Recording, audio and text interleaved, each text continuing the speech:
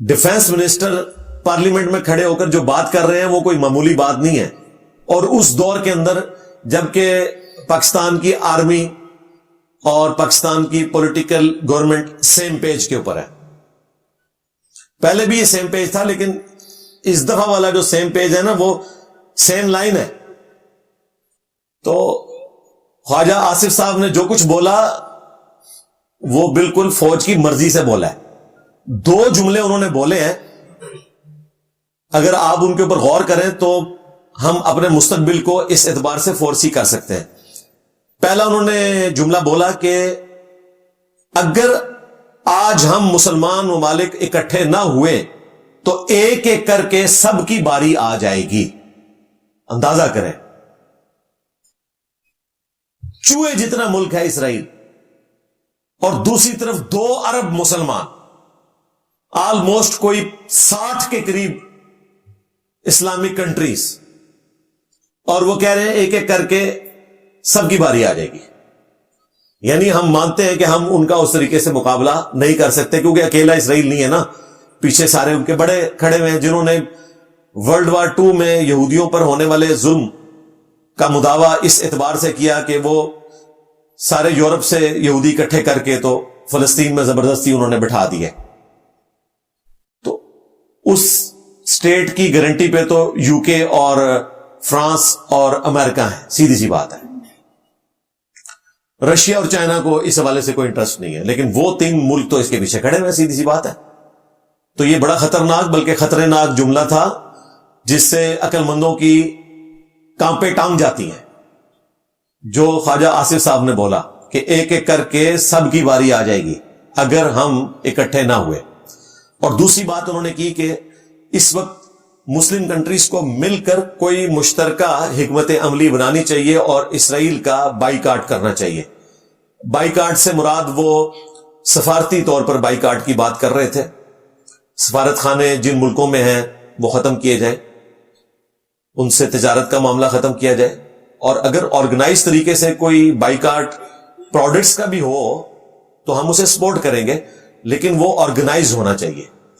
اس کے ساتھ جو لاکھوں مسلمانوں کی روزگار وابستہ ہے وہ ڈسٹرب نہیں ہونی چاہیے. ظاہر ہے اس کی کمپنسیشن ہونی چاہیے. ویسے تو آپ کو بڑا اچھا لگتا ہے, آپ اس طرح کے ولاگز دیکھ کے بڑے خوش ہوتے ہیں کہ جی آپ پروڈکٹس کا بائیکاٹ کر دیں.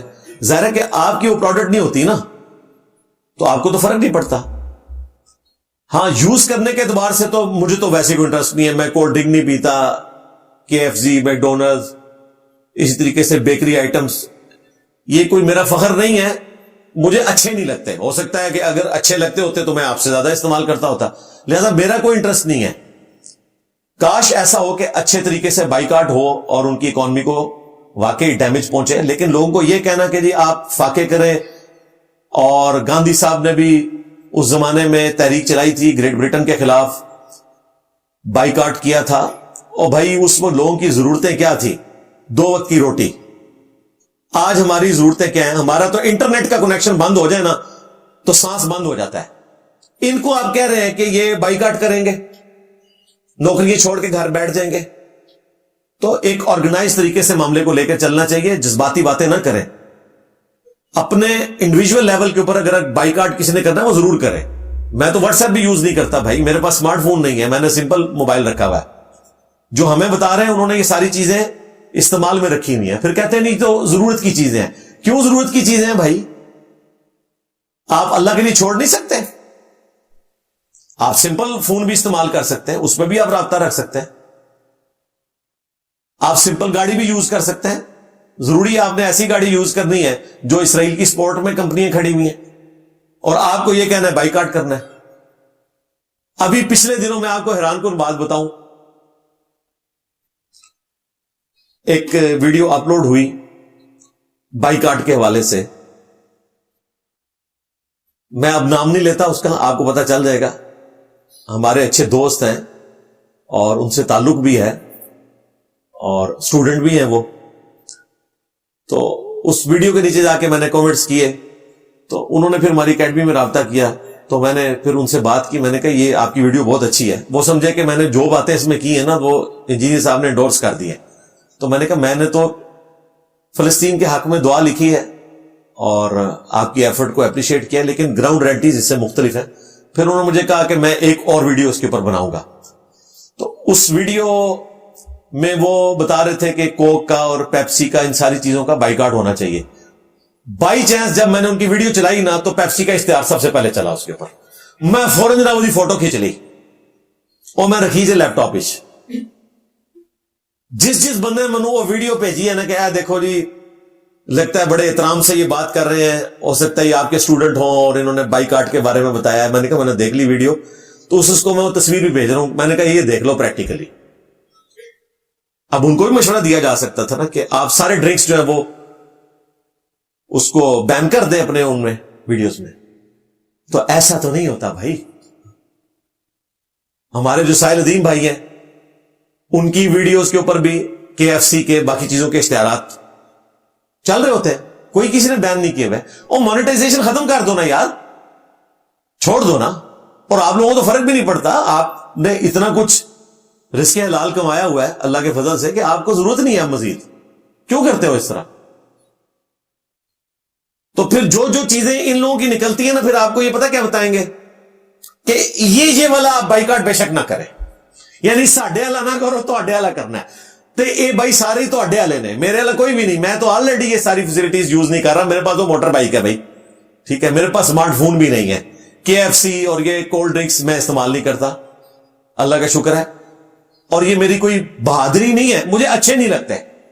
میں اس کو بھی کوئی اپنے کھاتے میں اس اعتبار سے نہیں ڈلوانا چاہتا کہ انجینئر صاحب نے کوئی قربانی دے دی ہے. مجھے چنگے ہی نہیں لگتے جی. ہم نے زیادہ اگر کوئی اس طرح کی چیز کھانی ہوتی ہے تو گھر میں بنا لیتے ہیں، چپس بنا لیتے ہیں یا بریانی بنا لیتے ہیں. ہمارے تو فاسٹ فوڈ یہی ہے نا پنجاب کے کلچر کے اندر، یا پلاؤ بنا لیتے ہیں. لیکن جو لوگ آپ کو یہ باتیں بتا رہے ہیں ہم انہیں بھی مخلص سمجھتے ہیں دین کے ساتھ. یہ نہیں ہے کہ اخلاص نہیں ہے، لیکن پریکٹیکلی کوئی بھی چیز اپلیکیبل نہیں ہے جب تک کہ آرگنائز طریقے سے نہ ہو. شروع کریں نا. مثلا پاکستان میں جو بڑے بڑے علماء ہیں جن کا کروڑوں کا بجٹ ہے سال کا، وہ اناؤنس کریں کہ جی 100 بندوں کا، ہر مدرسہ یہ اناؤنس کرے کہ 100 بندوں کا گھر کا خرچہ ہم اٹھائیں گے. جو لوگ ان کمپنیوں میں جاب کر رہے ہیں وہ سٹیمپ پیپر کے اوپر ہمارے ساتھ ایگریمنٹ کر لیں کہ لائف ٹائم ہم ان کا خرچہ اٹھائیں گے، وہ اپنی نوکری چھوڑیں. اس طریقے سے کریں. اور کئی باتیں آپ کو غلط بتائی جاتی ہیں. پچھلے دنوں ایک بات مشہور ہوئی کہ جی KFC کی 550 برانچز جو ہیں وہ ترکی کے اندر بند ہو گئی ہیں، اور لوگوں نے یہ سمجھا کہ بائیکاٹ کیا ہوا ہے. اور ترکی میں تو ہر چیز اسرائیل کی ہے، سفارت خانہ ہے، سب سے بڑی تجارت ترکی اور اسرائیل کی ہے. ترکی نے اسرائیل کو تسلیم بھی کیا ہوا ہے. اور جو کمپنی KFC کے جگہ پر آئی ہے نا کاروبار کو کامیاب کر کے، وہ بھی اسرائیل کی ہے. لو سامو. ہاں، وہ تو مجھے ترکی سے ایک سٹوڈنٹ نے بھیجا کہ علی بھائی یہ کیا گمراہ کر رہے ہیں عوام کو، ہم تو یہاں بیٹھے ہوئے ہیں اور یہ تو ایک کمپنی کی بات کر رہے ہیں، یہاں تو سارا کاروبار اسرائیلی کمپنیاں کر رہی ہیں، کوئی کسی نے بائیکاٹ نہیں کیا ہوا. یہ ساری مسلمانی جو ہے نا وہ پاکستان کے اندر ہی گھسی ہوئی ہے. تو بھائی وہ باتیں کریں جو پریکٹیکلی پاسبل بھی ہوں، اور کسی کی نیت کے اوپر یہ شک نہ کریں. اگر ہم اس قسم کی باتیں کرتے ہیں تو ہم یہ نہیں کہہ رہے کہ آپ جو ہے وہ اسرائیل کو سپورٹ کرنا شروع کرتے ہیں. ہم کہہ رہے ہیں وہ بات کریں جو پریکٹیکلی پاسبل ہو. آپ کی قربانی کا لیول یہ ہے کہ آپ سمارٹ فون اپنا ختم نہیں کر سکتے، اپنی گاڑی کی جگہ آپ سادہ گاڑی نہیں خرید سکتے، اور لوگوں کو کہہ رہے ہیں KFC کا اور پیپسی کا بائیکاٹ کرو. یہ ساری جذباتی باتیں بھائی. اور بائیکاٹ کسی نے نہیں کیا ہوا. رمضان نشریات میں مجھے خود بتایا یار میڈیا کے لوگوں نے کہ افطار کے وقت یہ مانگ رہے ہوتے ہیں جی KFC منگوائیں. کیا بات کرتے ہیں یار، کہانیاں کرائیں گے، جذباتی باتیں. یہ آخرت میں پول کھل جائے گا. ہم منافقت نہیں کر رہے. میرا تو آٹومیٹیکلی بائیکاٹ ہے، لیکن میں اس بائیکاٹ کو سمجھتا ہوں اگر کسی نے کرنا ہے تو آرگنائز طریقے سے کرے گا. اس طریقے سے بھوک ننگ کے ساتھ آپ دنیا میں زندگی نہیں گزار سکتے. آج ہماری بیسک نیڈز وہ نہیں ہیں جو آج سے 100-150 سال پہلے تھی کہ روکھی سوکھی کھا کے آپ گزارا کر لیتے تھے. اب لوگوں کی اکانومی ان چیزوں کے ساتھ جڑی بھی ہے. اور پھر کس کس چیز کو آپ چھوڑیں گے؟ کرنا چاہتے ہیں آرگنائز طریقے سے ضرور کریں. کہتے ہیں نہیں اب لوکل پروڈکٹس بنائے نا. بھائی یہ ساری علمی شاوت ہے، ہمیں بھی بڑا اچھا لگتا ہے کہ KFC کے مقابلے پہ کوئی ہم بھی اس طرح کی چیز لانچ کریں اور ہمارا بھی کاروبار چلے. آج تک تو نہیں کر سکے, آپ کون سا کر لیں گے؟ اور مجھے آپ ایمانداری سے بتائیں, آپ کی بیوی, بچہ یا ماں زندگی موت کی کشمکش میں ہو اور میڈیکل سٹور پہ آپ جائیں وہ ٹیکہ تلاش کرنے کے لیے جس سے اس کی جان بچ سکتی ہے, اور آپ کو میڈیکل سٹور پہ کھڑا ہوا داڑھی پگڑی والا بندہ بتائے کہ یہ مفتی اعظم پاکستان کا بنایا ہوا ٹیکہ ہے, لوکل, اور یہ اسرائیل کا ہے. ایمانداری سے بتائیں آپ کون سا ٹیکہ خریدیں گے؟ کیونکہ ہمیں یقین ہی نہیں ہے. اسی طریقے سے ہم ان پروڈکٹس کے اوپر کیسے یقین کریں؟ ہمیں پتا ہے کہ گورے نے اگر کوئی چیز پروڈکٹ کے باہر لکھی ہوئی ہے تو وہی چیزیں اس میں ڈلی ہوئی ہیں, لیکن اپنے مسلمانوں کا تو حال یہ ہے کہ آپ مرچ بھی خریدنے جائیں اس کے اندر بھی ملاوٹ ہوئی ہوئی ہے, سستی سے سستی چیزوں کے اندر بھی ملاوٹ کی ہوئی ہے. تو یہ ساری چیزیں بھی دیکھنے کی ضرورت ہے نا. خود یہ سب کچھ انجوائے کر رہے ہوتے ہیں, کوئی لوکل پروڈکٹ استعمال نہیں کرتا, یہ ذہن میں رکھیے گا. ڈاکٹر تعلق قادری صاحب آئے تھے نا اس زمانے میں 2014 کے دھرنوں میں 12 لاکھ کا ٹکٹ کٹوا کے آئے تھے, سب سے مہنگے والا ٹکٹ انہوں نے خریدا تھا.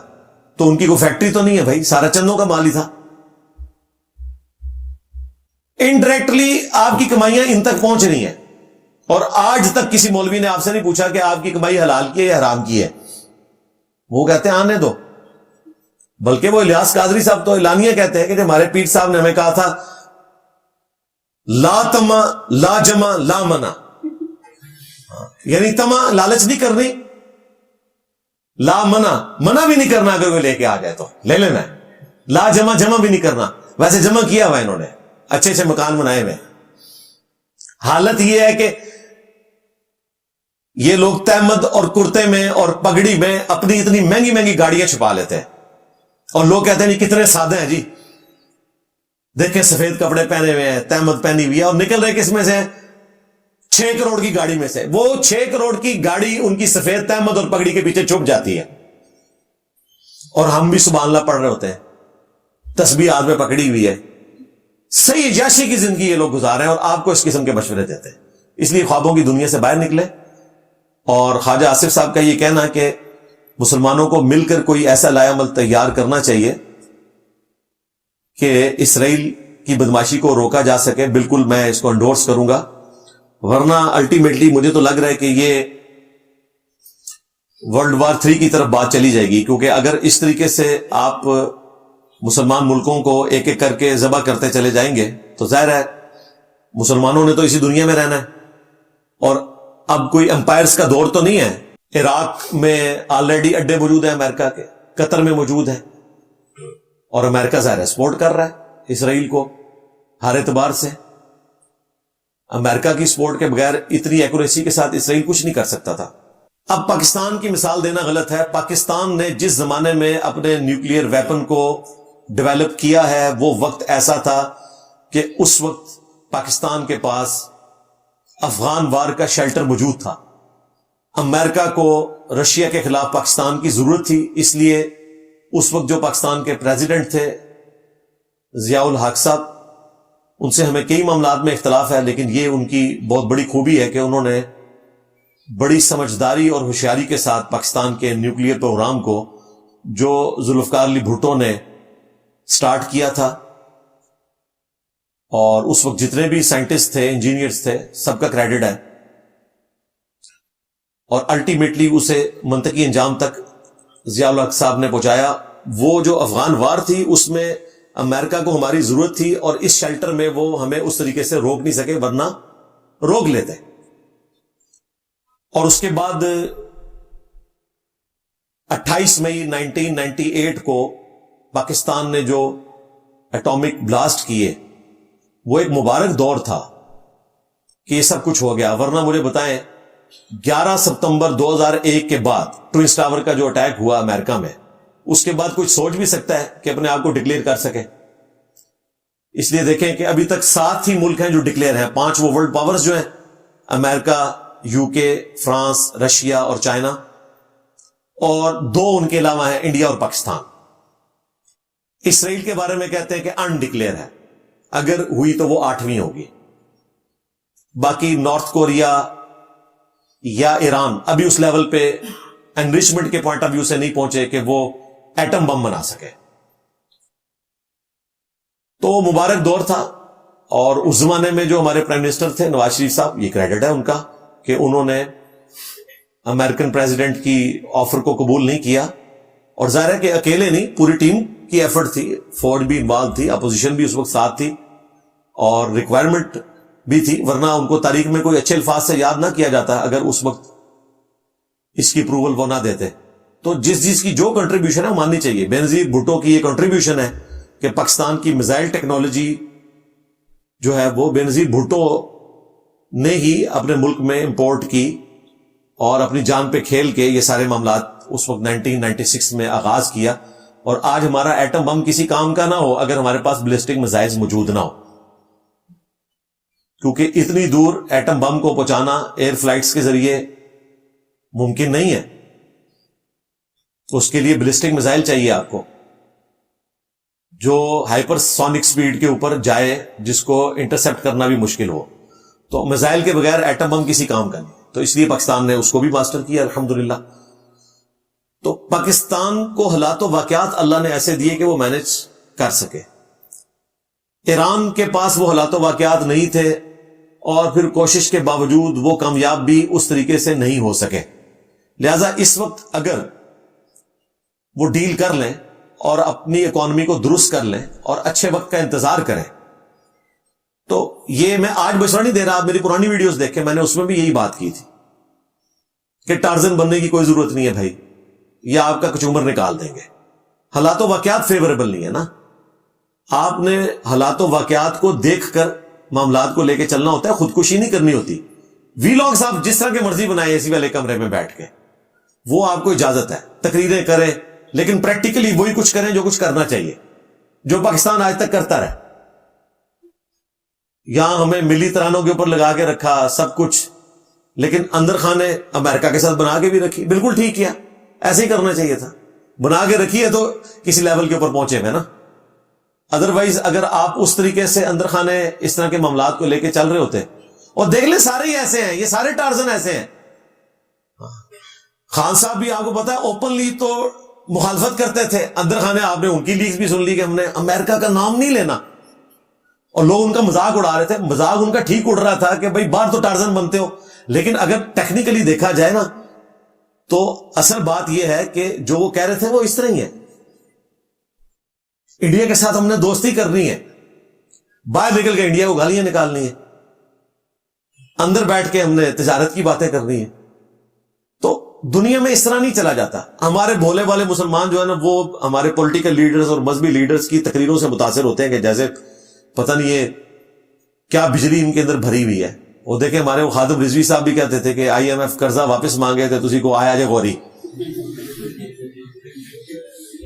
اندازہ کریں. اب آپ اگر مذہبی طبقے کے حوالے اپنی حکومت کر دیں, میں آپ کو یقین سے کہتا ہوں کوئی غوری نہیں آن لگا, یہ بھی دوستی کریں گے. یار مولانا فضل الرحمان صاحب سب سے زیادہ توانا آواز ہے نا پاکستان میں امریکہ کے خلاف. ایون انہوں نے یہودی جنٹ بھی کہنا شروع کر دیا خان صاحب کو, لیکن امریکن سفیر خود بتاتے ہیں کہ انہوں نے کئی دفعہ کہا کہ ہمیں بھی ایک دفعہ موقع دیں آپ. اندر سے سارے مانتے ہیں کہ غوث وقت امریکہ ہے, لیکن یہاں آپ کو تقریر میں بتائیں گے کہ جی وہ امریکہ کوئی خدا نہیں ہے. اور بھائی خدا کوئی نہیں مان رہا, لیکن پاور کو تو تسلیم کرنا پڑے گا نا آپ کو, جو پاور ہے, جب تک کہ گر نہ جائے. یا تو آپ ان کے مقابلے میں اسٹرانگ ہو, تو کہانیاں کروانی چھوڑیں بھائی, پریکٹیکلی آپ معاملات کو دیکھ کر چلیں.